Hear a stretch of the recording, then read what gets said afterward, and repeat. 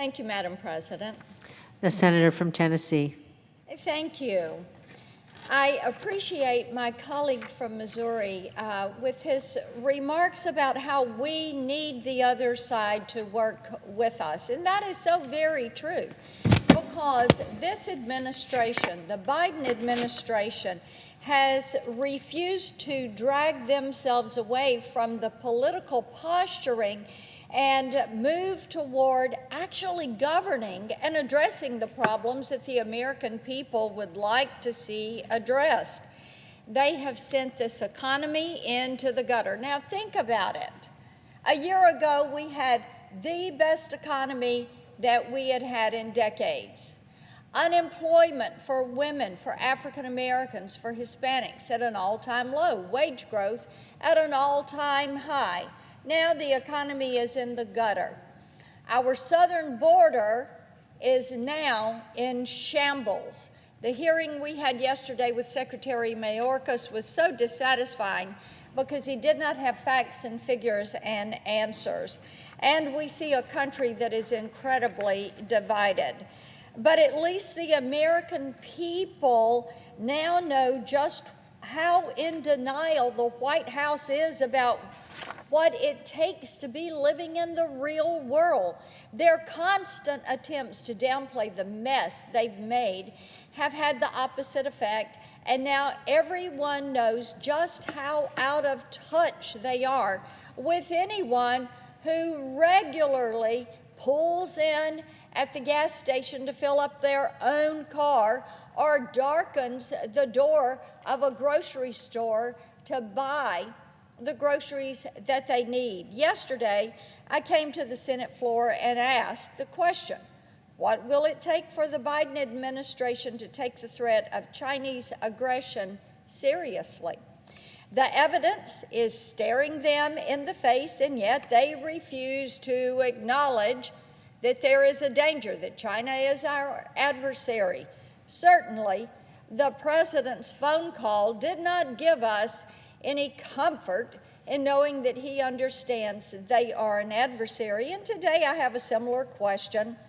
What will it take for the Biden administration to take the American people seriously when they repeatedly warn us that the economy is in trouble? They are living the warning signs every single day.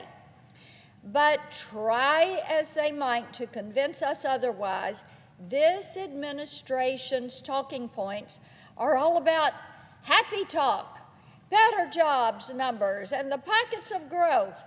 But this is not anything that is representative of the economy at large. Still, every policy that they've proposed this year assumes that the cost of inflation are a myth, that inflation is concocted by Republicans, that it is there, it's a talking point to scare American families. Madam President, how completely out of touch can this administration be? They're proving the point that they're elitist, that they live in a bubble. What they keep saying to people is, oh, you know, it's $1 here, it's $1 there, it doesn't really matter that much. But of course, it does matter. Anyone who has taken the time out of their life to rear a family, and any mother that gets up in the morning and she's trying to feed the kids and get them to school and shuttle kids into the minivan, and then she's off to work and then they're off to activities in the afternoon, she knows that pennies add up to dollars, which adds up to hundreds of dollars, and it goes quickly in a hurry.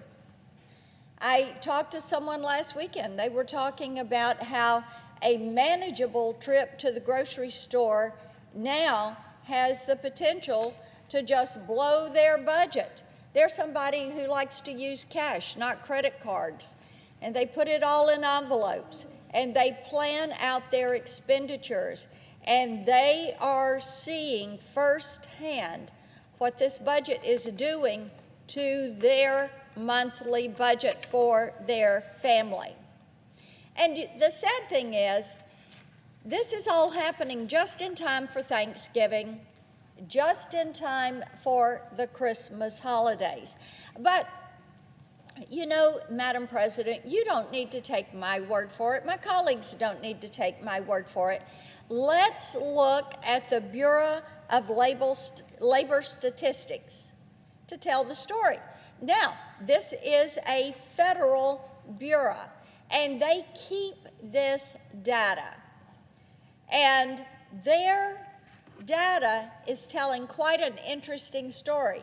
I have a poster here that actually shows you the percentage increase you're going to see. The Thanksgiving turkey will cost you 6.1% more this year than last. If you want to get a ham, that's going to be an extra 12%. If you're serving veggies with the turkey and ham, that's an extra 8.2%. The price of a cup of coffee for after dinner, that's up 5.7%. And the grand finale, that homemade apple pie, is up 4.1%. And I hope you weren't planning on driving out of town for your Thanksgiving dinner, because gas prices are up $1.23 a gallon since last October. Think about that. $1.23 a gallon. A gallon. Now, this is sticker shock. Every time you pull into the gas pump, it is sticker shock every time you go to the grocery store. And as you can see what it was last year, you're seeing these stickers on gas pumps all across Tennessee. Yes, the Biden administration, they can say, I did that. Decisions that the president has made, stopping the Keystone Pipeline, moving us from being energy independent and exporting oil to making us dependent on OPEC, of all things, so that we can drive our cars and heat our homes.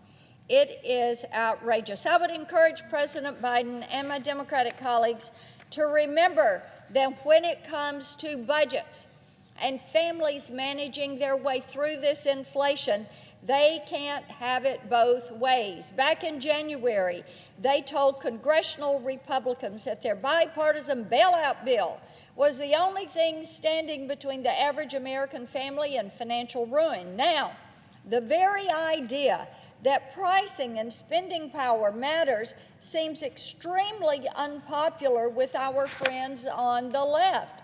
Suddenly, they expect the American people to put on a brave face, to treat shortages like a minimalist trend, and to cut back where they can.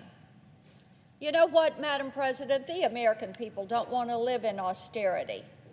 The American people want to go to the grocery store and find the food that they need. It is stunning, the attitude of the left. It is stunning, the disregard that they have for average American families who are working hard every single day. Of course, people who are now struggling to make ends meet could stay home. They could stay right at home this holiday season. They could park the car, cook a small meal, and swallow their disappointment. But you know who won't be doing that this holiday season? President Joe Biden. You won't see him making sacrifices to sustain the narrative. I have a feeling I won't see many of my Democratic colleagues passing on Thanksgiving dinner to show solidarity with families who couldn't stretch their paycheck far enough for that Thanksgiving turkey. I would hope that something here in all of this data, remind you, the Bureau of Labor Statistics, that's where I'm getting the data. I'm hoping it would remind my friends across the aisle that this is not about proving a point. This is about the average American's growing inability to put food on their table. You may not have to worry about an extra $30 or $40 on the grocery bill, but most Tennesseans do worry about that. And for some people, spending more isn't even an option. It's time to adjust the priorities of the Democrats. It is time for this administration to adjust their priorities. It is time for them to meet the people where they are and not where they think that the people should be forced to go by their socialist agenda. I would encourage my colleagues, pay attention to what the people of this country are telling you. Govern accordingly. People are depending on it. I yield the floor.